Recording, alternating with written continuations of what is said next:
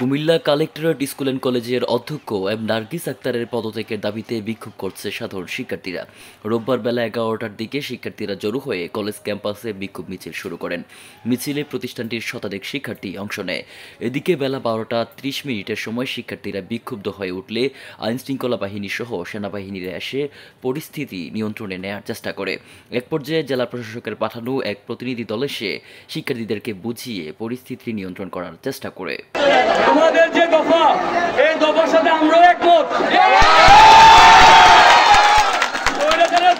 যে জায়গায় থাকবে সেই জায়গায় পদত্যাগ হবে। তোমরা যদি আমার কথা শুনো তাহলে আমি বলতে চাই, ডিসি স্যার তোমাদের মধ্য থেকে 4-5 জন সহ আমাকে সহ পুলিশ প্রশাসন সহ বলছে গিয়ে এখন দেখা করার জন্য। ইনশাল্লাহ আমরা ওইখান থেকে একটা নির্দিষ্ট একটা পদক্ষেপ না নিয়ে আমরা আসবো না।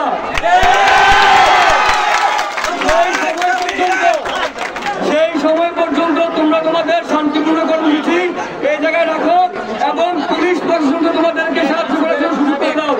কুমিল্লা থেকে মঈদ নাসির খান, আমার বার্তা।